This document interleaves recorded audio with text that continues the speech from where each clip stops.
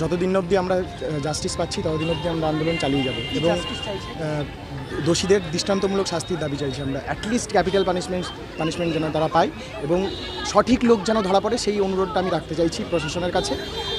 এরকম সাধারণ মানুষকে আড়ালে আবছায়ায় রেখে লাভ নেই। এবার সঠিকভাবে সঠিক লোককে ধরে যদি দৃষ্টান্তমূলক শাস্তিটা পাই তখন আমরা অবভিয়াসলি আমরা ফিরে যাব আবার আমাদের কাজে।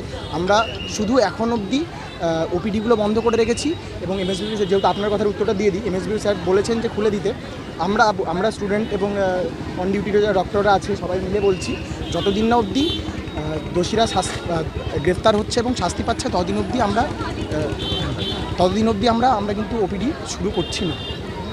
কারণ 48 ঘন্টা সময় দিয়েছে আরজি কলেজের স্টুডেন্টরা, আরজি কলেজ যারা আন্দোলন করছে তারা 48 ঘন্টা সময় চেয়েছে। 48 ঘন্টার মধ্যে যাতে দোষীরা গ্রেপ্তার হয় আমরাও সেই টাইম মেনেই চলছি এবং দেখি প্রশাসন কি পরের পদক্ষেপ নেই সেই অনুযায়ী আমরা এগোবো।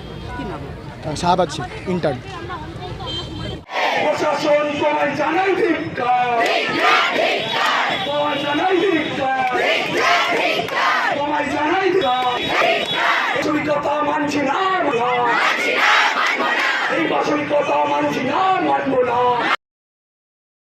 দেখুন, গতকাল 9 অগস্ট একটি হিনিয়াস ক্রাইম যেটাকে বলা হয় পাশবিক অত্যাচারে আমাদের একটি বোনকে নির্মমভাবে কোট আনকোট ধর্ষণ এবং খুন করা হয়েছে। তাতে কর্মবিরতি ডাক দিয়েছে মেডিকেল কলেজ, প্রত্যেকটি পশ্চিমবঙ্গের মেডিকেল কলেজ সামিল হয়েছেন, আরজি কর মেডিকেল কলেজ, এনআরএস, এসএসকেএম এবং বাকি সমস্ত কলেজ। আমরা Rampurhat medical college, periphery medical college আমরা আমাদের দিক থেকেও কর্মবিরতি ডাক দিয়েছি। আর মেডিকেল কলেজের আউটডোর ডিপার্টমেন্ট বন্ধ আছে কিন্তু এমার্জেন্সি পরিষেবা প্রত্যেকটি চালু আছেন, গিয়ে আপনারা চেক করে নিতে পারেন। সিজার, ওটি, ডেলিভারি কিছু বন্ধ হচ্ছে না। আমাদের দাবি হচ্ছে উই ওয়ান্ট জাস্টিস। যে বা যারা এই ঘৃণতম অপরাধ করেছেন আমরা তাদের দৃষ্টান্তমূলক শাস্তি চাই এবং that should not be less than capital punishment. এবং আমাদের প্রপার সিকিউরিটি চাই, সিসিটিভি ক্যামেরা চাই।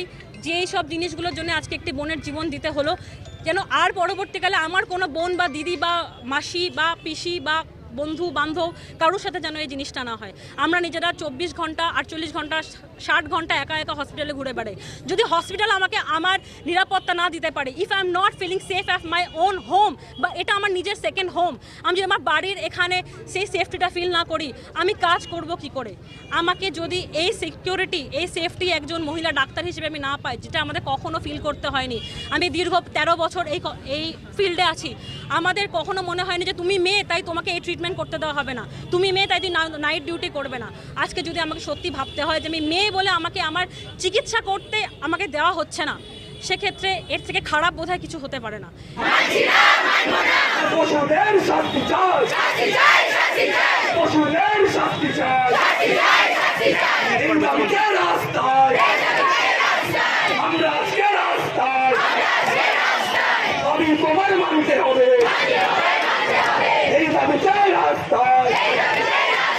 প্রশাসন তোমায়